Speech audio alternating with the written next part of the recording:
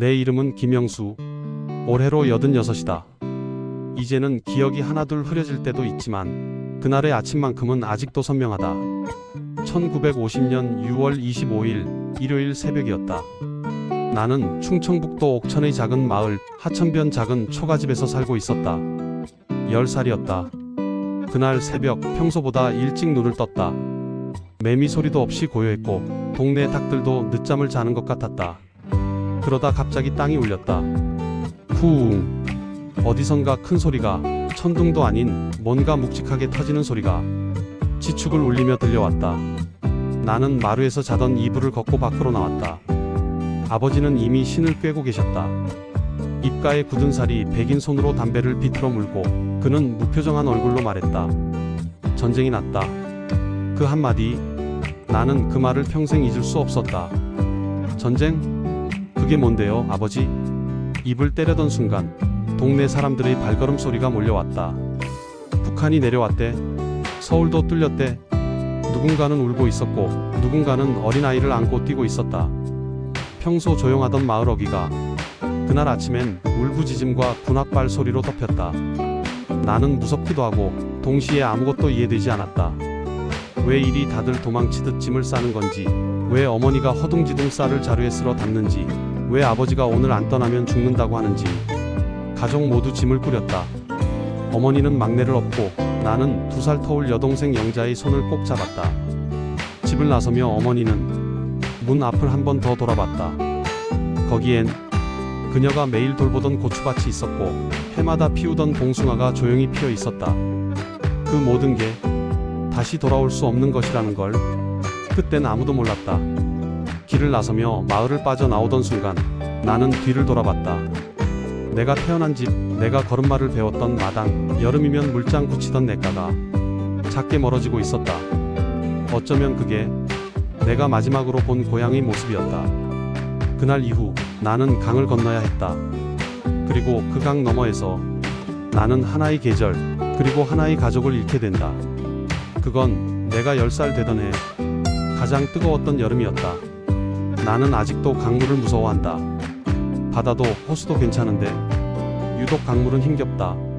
가만히 흐르지만 끝이 없고 고요해 보이지만 그 속은 늘 삼키고 있으니까. 그날도 그랬다. 강은 아무 말도 하지 않았다. 피난길은 생각보다 험했다. 사람들은 말이 없었고 걸음은 점점 빨라졌다. 낮에는 총소리가 들리고 밤에는 폭격기 소리가 멀리서 굉음을 냈다. 사람들은 자꾸 산을 넘고 강을 건넜다. 우리 가족은 하루에 12시간을 걸었다.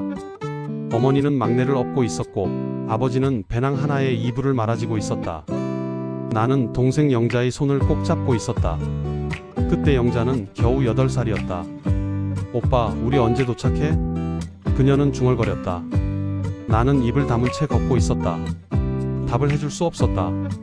도착이 어디인지도 언제가 끝인지도 모른 채 그저 모두와 함께 발걸음을 옮겼다. 우리는 그날 강원도 쪽 어느 강가에 도착했다. 사람들은 나무로 만든 좁은 다리를 건너기 시작했다. 비가 며칠째 내려 강물은 불어난 상태였다. 조심해라, 미끄럽다. 어른들이 소리쳤다. 나는 내 손에 꼭 쥐어진 영자의 작은 손을 다시 잡아당겼다. 그 순간이었다. 어디선가 총성이 울렸다. 탕! 사람들이 비명을 지르며 엎드렸고 어딘가에서 연기가 피어올랐다. 누군가가 비명을 지르며 뛰기 시작했고 순식간에 다리 위는 혼란에 휩싸였다. 나는 휘청거리며 앞으로 나아갔다. 그러다 순간 손이 미끄러졌다. 영자의 손이 내 손에서 빠져나갔다. 그녀는 사람들 사이로 밀려났고 나는 외쳤다. 영자야, 영자야.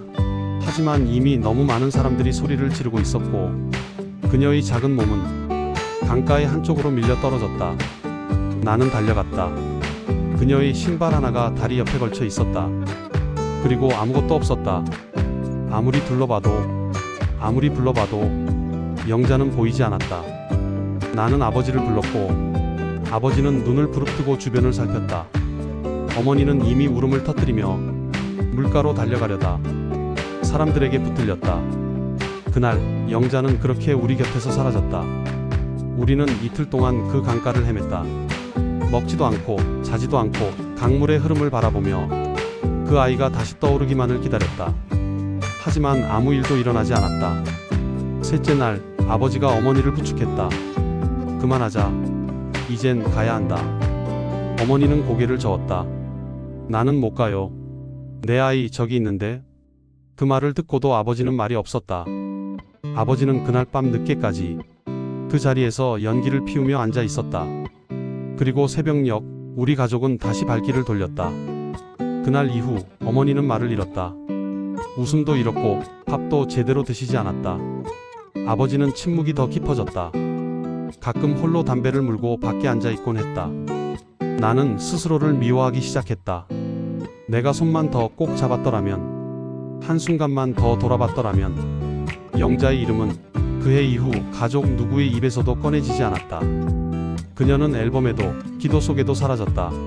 그게 더 괴로웠다. 살아있는 사람처럼, 하지만 없는 사람처럼 그렇게 잊힌 존재가 되어갔다. 나는 가끔 혼자 있을 때 영자의 이름을 불러봤다. 혼잣말로 귓가에 대고 속삭이듯, 영자야, 너 거기 있니? 그런 날이면 나는 꿈을 꿨다. 영자가 멀리서 나를 향해 달려오며 웃고 있었다. 오빠 하고 외치며 두 팔을 벌리던 그 모습. 그리고 내가 손을 뻗으려는 순간 언제나 꿈은 깨어났다. 그리움은 시간이 지나도 사라지지 않는다. 그저 자리를 옮길 뿐이다. 가슴 한켠으로, 머리 뒤편으로, 그러다 또 어느 날 갑자기 물밀듯 밀려온다. 나는 지금도 강가를 볼 때면 그날의 기억이 떠오른다. 흐르는 물소리 속에서 그녀의 이름이 들리는 듯하고 바람에 흩날리는 잎 사이로 그 아이의 웃음이 스친다. 나는 안다. 어떤 이별은 평생 이별이 아니라는 걸. 그저 삶이라는 긴 강을 건너는 동안 잠시 서로 다른 물줄기를 따라간 것뿐이라는 걸. 어느 날 다시 만날 수 있을까? 나는 그 생각을 품고 살아간다. 그날의 강은 여전히 흐르고 있다. 그리고 나는 아직도 그 강 너머 어딘가에서 영자가 웃고 있으리라 믿는다. 제3화 부산 삼복도로의 겨울. 부산은 따뜻한 도시라던 말은 그해 겨울엔 통하지 않았다. 삼복도로 그 가파른 언덕 위엔 바람이 마치 칼날처럼 몰아쳤고 판잣집 틈새로는 찬 공기가 서슴없이 들어왔다. 우리는 그곳에 도착한 뒤로 당장 먹고 잘 곳이 급했다. 아버지는 피난민 등록을 하러 구청을 돌았고 어머니는 막내를 업은 채 거지처럼 배급소 앞에 줄을 섰다. 나에게 주어진 일은 가족이 살아남는 것이었다. 그게 무엇을 의미하는지 10살이던 나는 정확히 몰랐지만 해야 할 일을 직감했다. 처음에는 나무 조각을 주워 부를 때는 일부터 시작했다. 남들이 버린 신문지나 종이를 찾아다니며 벽 틈에 끼웠다. 그러다 동네 어떤 형이 권유로 신문 배달을 하게 됐다. 새벽 5시 두꺼운 신문 뭉치를 등에 지고 산을 오르고 골목을 누볐다. 신발은 금세 달았고 겨울엔 양말 대신 고무장갑을 잘라 더 신었다. 한겨울에는 코끝이 얼었다. 손가락 끝은 갈라지고 숨을 쉬면 하얀 입김이 얼굴 앞을 가렸다. 하지만 그 일을 놓을 수 없었다. 그 30원이 우리에겐 하루치 쌀과 바꿀 수 있는 값이었으니까. 어느 날은 눈이 내렸다. 계단을 헛디뎌 굴러떨어진 적도 있었다. 팔꿈치가 찢어졌고 피가 줄줄 흘렀다. 그걸 보고도 나는 울지 않았다. 그저 신문을 다시 주워 배달을 마쳤다. 집에 돌아와서야 어머니가 울었다. 내 팔을 씻기며 이걸 왜 말을 안 했어? 하시던 그 눈물. 나는 그날 처음으로 나도 누군가의 걱정거리일 수 있구나 생각했다. 하지만 눈물을 보이면 안 되는 시절이었다. 특히 남자아이는 눈물 대신 이를 악물어야 했다. 나는 저녁마다 작은 양철 난로 앞에 앉아 발을 녹였다. 그리고 그 옆에서 어머니는 바느질을 하셨다. 미군 군복을 뜯어내고 버튼을 다시 달고 찢어진 곳을 꿰매는 일이었다. 그걸 모아서 팔면 겨우 고등어 한 마리 살 수 있었다. 아버지는 항구에서 짐을 날랐다. 무거운 포대를 짊어지고 미끄러운 선창을 오가며 하루 종일 일했다. 저녁이 되면 세 사람은 거의 말을 하지 않았다. 그저 밥상 위의 김치와 보리밥을 바라보며 조용히 씹었다. 가끔 막내가 울면 그게 유일한 소리였다. 그런 밤에 나는 자주 영자를 떠올렸다. 그 아이가 이 집안 어딘가에 그냥 조용히 숨어 있는 것 같았다. 아직 살아 있을지도 모른다는 헛된 희망을 가슴에 품고 나는 잠이 들었다. 그러다 가끔 정말 살아있는 꿈을 꿨다. 영자가 방문을 열고 들어와 나 추웠어 하며 안기는 꿈. 그녀의 옷자락엔 물기가 있고 그 손은 차가웠지만 나는 그 품이 너무 따뜻해서 깨어나는 게 싫었다. 하지만 아침이 되면 늘 그 꿈은 사라졌다. 그 시절 우리는 밥을 먹는 것도 자는 것도 숨 쉬는 것도 모두 살아남기 위한 일이었다. 학교는 다니지 못했다. 동네 성당에서 한글을 가르쳐주는 수녀님 덕에 겨우 글을 배우긴 했지만 책상 앞에 앉을 여유는 없었다. 친구들은 하나둘 일자리를 찾아 떠났다. 어떤 아이는 배를 타고 일본으로 갔고 어떤 아이는 고아원으로 갔다. 나도 한 번쯤은 그런 길을 꿈꾼 적이 있다. 하지만 나는 집을 떠날 수 없었다. 어머니와 아버지 그리고 말 못하는 막내 그 셋을 두고 나 혼자 살아남는다는 건 나에겐 선택이 아니었다. 겨울이 지나고 봄이 왔다. 삼복도로에도 봄이 오면 꽃이 피었다. 그 꽃은 작고 초라했지만 그만큼 강했다. 버려진 철조망 사이로 깨진 담벼락 틈에서 피어나는 꽃들. 나는 그 꽃을 볼 때마다 어머니의 손을 떠올렸다. 갈라지고 굳은 그 손등에서 피어나는 생명 같은. 그리고 나는 다짐했다. 이 겨울이 끝나면 나는 꼭 살아서 꽃을 다시 보리라. 그 해봄 우리는 강냉이죽으로 식사를 하며 작은 웃음을 나눌 수 있었다. 어머니가 미소를 지었고 아버지가 막걸리 한 사발을 비웠다. 그 장면은 아직도 내 기억 속 가장 따뜻한 봄날이다. 그리고 그 모든 건 그 잔인했던 겨울이 있었기에 가능했던 일이었다. 이제는 누구도 그 삼복도로의 겨울을 기억하지 않는다. 하지만 나는 안다. 그 언덕 위 흙냄새와 연기, 누더기 옷과 굶주림 속에서 우리는 여전히 살아 있었다는 걸, 그리고 웃을 수 있었다는 걸. 1957년 가을 나는 17이었고 마을 이장은 내게 봉투 하나를 내밀었다. 영수야, 너도 이제 갈 때가 됐다. 징집 영장이었다. 그 종이는 희고 얇았지만 손에 쥐었을 때는 벽돌처럼 무거웠다. 나는 말없이 고개를 끄덕이고 집으로 돌아와 그 종이를 아버지에게 내밀었다. 아버지는 말없이 고개를 끄덕였고 어머니는 아무 말도 없이 종이만 오래 바라보셨다. 그리고 그날 밤 어머니는 내 군복을 직접 꿰매주셨다. 창문 너머로 달빛이 들이치고 실과 바늘이 바스락거리는 소리만 들렸다. 그 밤은 무척이나 길었다. 입대하던 날 나는 낡은 가방 하나에 양말 2켤레, 어머니가 싸주신 주먹밥 2개를 넣었다. 그리고 다시는 집을 떠나기 전처럼 돌아오지 못할 거란 알 수 없는 예감을 안고 군용 트럭에 올랐다. 내가 배치된 곳은 철원이었다. 전쟁이 끝난 지 4년이 지났지만 그곳엔 아직도 죽음의 흔적이 있었다. 지뢰 경고 표지판, 녹슨 철모가 나뒹구는 진지, 그리고 밤마다 울리는 불빛 없는 경계음. 나는 그곳에서 군인이 되었다. 첫날 소총을 받았다. 총은 차가웠다. 무겁고 낯설었고 손에 들었을 때 나는 나 자신이 아닌 듯 했다. 소총을 들고 처음 초소에 올랐을 때 나는 겁이 났다. 누군가 이 어둠을 뚫고 달려올지도 모른다는 생각, 한 번의 실수로 누군가를 죽이게 될지도 모른다는 공포. 나는 철조망 앞에서 어깨를 곧게 펴고 서 있었지만 속은 쪼그라들고 있었다. 그날 밤 눈이 내렸다. 한방눈이었다. 초소 위에 하얗게 내려앉은 눈발 속에서 나는 내 삶을 되돌아봤다. 나는 살아남기 위해 강을 건넜고 가족을 잃었고 가난과 추위 속에서 버텼고 지금 이 자리에 서 있었다. 그리고 다시 나는 누군가를 지키는 자리에 있었다. 군복을 입은 지 얼마 안 되어 나는 후임 하나를 맡게 되었다. 이름은 박춘복. 서울 출신이고 말수가 적고 눈빛이 날카로웠다. 춘복이는 매일 편지를 썼다. 나는 그에게 물었다. 왜 그렇게 매일 써? 그는 대답했다. 어머니가 매일 기다리신다고요. 오늘도 살아있다고 알려드려야죠. 그 말을 듣고 나는 가슴 한쪽이 저릿했다. 나는 어머니에게 편지를 쓴 적이 없었다. 단 한 번도. 그날 밤 나는 처음으로 편지를 썼다. 어머니, 저는 괜찮습니다. 밥도 잘 먹고 잠도 잘 잡니다. 걱정 마세요. 첫눈이 내렸습니다. 나는 그 편지를 쓰고 한참을 바라보다 조용히 가슴 안쪽에 넣었다. 그리고 이튿날 붙였다. 어머니가 그것을 받았을 때 무슨 표정을 지으셨을까? 눈물이 나셨을까? 아니면 아무 말 없이 그저 천천히 읽고 고이 적으셨을까? 군대 생활은 거칠었지만 어느 순간 익숙해졌다. 야간 행군, 전투 훈련, 총기 분해. 나는 손이 익었고 눈빛이 단단해졌고 이젠 잠도 총소리 아래에서 잘 수 있었다. 하지만 어느 날 사고가 났다. 야간 정찰 중 지뢰를 밟은 병사가 있었다. 춘복이었다. 소리가 났고 불빛이 번쩍였고 모두가 바닥에 엎드렸다. 나는 그를 향해 달려갔다.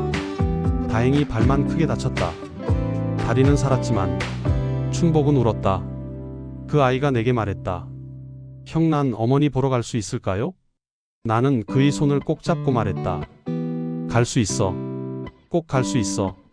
네, 어머니가 기다리고 있잖아. 그날 이후 나는 어떤 순간에도 내가 지키는 것이 단순한 철책선이 아님을 깨달았다. 내가 지키는 것은 춘복이의 어머니였고 우리 어머니였고 이 땅에서 살아가는 누군가의 내일이었다. 군 생활은 그렇게 나를 바꿔놓았다. 사람이 변한다는 건 크게 바뀌는 게 아니라 조금씩 깊어지는 것이다. 나는 그 철원에서 소년에서 조금씩 어른이 되어갔다. 그리고 제대하던 날 나는 다시 짐을 싸고 트럭에 올라탔다. 바람이 차가웠지만 그 바람 속에서 나는 내가 지켜온 시간들을 떠올렸다. 고단했고 외로웠지만 결국 나는 살아서 돌아간다는 것. 그게 얼마나 값진 일인지 그때 비로소 알게 되었다. 그리고 나는 다짐했다. 이제부터의 삶은 더 이상 숨기지 않겠다고. 두려움도 그리움도 사랑도 후회도 나는 다 껴안고 다시 집으로 가겠다고. 나는 그렇게 전쟁을 지나 한 사람의 아들이자 한 남자가 되었다. 군에서 제대한 그 해복, 나는 다시 부산으로 돌아왔다. 버스 안에서 나는 손에 꼭 쥐고 있던 작은 보따리를 바라봤다. 낡은 군화 한 켤레, 사제 수첩, 그리고 부모님께 드릴 양갱 2개. 트럭 짐칸에서 내려 산복도로를 오르며 숨이 턱까지 차올랐지만 나는 한 걸음 또 한 걸음 멈추지 않고 걸었다. 그 길은 익숙했다. 나의 어린 시절 겨울새 신문을 들고 오르내리던 그 돌계단, 여전히 그 자리에 있었고 이제는 내 발걸음보다 부모님의 눈빛이 먼저 거기에 있었을 것이다. 문을 열었다. 낡은 종이문이 삐걱 소리를 냈고 그 소리에 어머니가 몸을 돌리셨다. 어머니는 한눈에 봐도 많이 야위어 있었다. 뺨은 움푹 꺼졌고 손등에는 혈관이 드러나 있었다. 하지만 눈빛은 예전과 같았다. 나는 그 앞에 서서 말했다. 어머니, 저 왔어요. 그 말이 떨어지자마자 어머니는 미소를 지었다. 작고 약한 미소였지만 그 미소는 그 어떤 말보다 컸다. 그녀는 아무 말 없이 내 손을 잡았다. 그리고 내 손등을 천천히 쓰다듬었다. 참 고생 많았다, 우리 아들. 나는 말없이 고개를 숙였다. 그 순간 가슴속 깊이 묻어두었던 것들이 서서히 녹아내리는 것 같았다. 그날 저녁 아버지와 마주 앉았다. 아버지는 담배를 피우지 않고 조용히 나를 바라보았다. 그의 눈빛은 군에 보냈을 때보다 더 깊어져 있었다. 식사를 마친 뒤 아버지는 방 안으로 들어가셨다. 잠시 후 성경 한 권을 들고 나왔다. 구석이 닳고 종이는 누렇게 변한 책. 이거 요즘 내가 보는 거다. 나는 놀랐다. 평생 욕과 고집, 침묵으로만 살아오던 사람이 이제는 성경을 읽고 있다니. 나는 묻지 않았다. 다만 조용히 책을 받았고 그 속에 적혀있는 메모지를 발견했다. 내 이름이 적혀 있었다. 거기엔 단 한 줄이 적혀 있었다. 이 아이만은 나처럼 살지 않기를. 나는 아무 말도 하지 못했다. 눈물이 맺혔지만 나는 아버지 앞에서 울고 싶지 않았다. 다음날 어머니는 배틀 앞에 앉아 실을 감고 계셨다. 나는 옆에 앉아 그 움직임을 지켜봤다. 굽은 손가락, 느린 동작. 하지만 그 안엔 한치의 흐트러짐도 없었다. 나는 물었다. 어머니, 이제 이런 거 안 해도 되잖아요. 제가 벌면 되니까요. 어머니는 웃으며 말했다. 그럼 나는 뭘 하면서 살아야 하니? 나는 내 옷에 실 묻히며 살아온 사람이야. 나는 아무 말도 하지 못했다. 그 말 한마디에 어머니의 모든 인생이 담겨 있었다. 그녀는 실로 우리를 엮고 기워주고 무너진 시간을 메워왔다. 그해 여름 어머니의 건강이 더 나빠졌다. 기침이 깊어졌고 기력이 떨어졌으며 자주 멍하니 창밖을 바라보았다. 그럴 때마다 아버지는 말없이 물을 끓이고 죽을 쓰고 작은 방 한편에 앉아 기도했다. 나는 두 분을 지켜보며 인생이 무엇인지 서서히 이해하게 되었다. 사랑은 크게 울리는 말이 아니라 가만히 지켜주는 손짓이라는 것을, 그리고 세월은 사람을 바꾸는 것이 아니라 조용히 빚어가는 것이라는 것을. 어느 날 밤 어머니가 내 손을 꼭 잡고 말했다. 영수야, 영자는 잘 있을까? 나는 숨이 멎는 줄 알았다. 그 이름은 우리 가족 누구도 오랫동안 꺼내지 않았던 이름이었다. 나는 그 이름을 가슴 깊은 곳에만 간직한 줄 알았는데 어머니도 그 마음을 지우지 못한 것이었다. 나는 대답했다. 응 어머니, 영자는 어딘가에서 잘 살고 있을 거예요.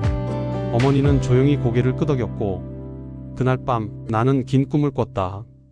영자가 달려와 어머니를 안고 아버지가 울면서 미소 짓는 꿈속에서 우리는 다시 내 식구였다.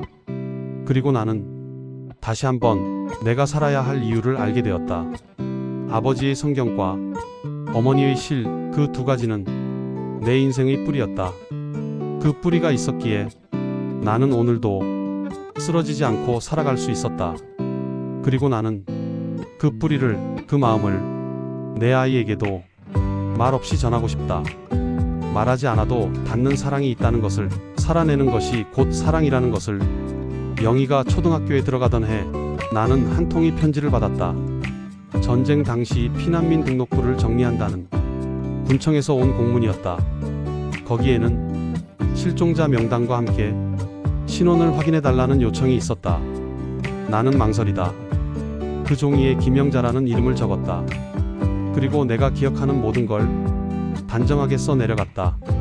며칠 뒤 한 통의 답장이 왔다. 김영자와 일치하는 기록은 없습니다. 안타깝습니다. 짧은 문장이었다. 나는 편지를 접으며 아무 말 없이 한참을 앉아 있었다. 그날 밤 나는 영희에게 처음으로 내가 잃은 여동생 이야기를 꺼냈다.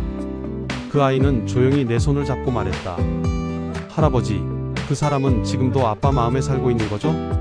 나는 그 말에 고개를 끄덕였다. 그래, 그 이름은 잊히지 않았다. 시간은 흘러도 사랑은 지워지지 않는다. 제구화 마지막 봄날, 아버지가 세상을 떠난 해 나는 환갑을 맞았다. 작은 납골 땅에 아버지를 모시고 돌아오는 길, 나는 조용히 운전대를 잡고 차창 밖을 바라봤다. 그 길은 전쟁을 피해 내려왔던 옛 도로였다. 곳곳에 고층 건물이 들어섰고 복개된 하천 위에는 도로가 깔렸다. 하지만 내 눈엔 여전히 비탈길을 오르던 어머니의 뒷모습이 보였다. 손을 놓치지 않으려 온몸을 기울이던 영자의 모습도. 나는 그날 처음으로 마당에 국화를 심지 않았다. 아내는 내게 물었다. 이번 봄엔 안 심어요? 나는 고개를 저었다. 이번엔 그냥 기억만 할래요.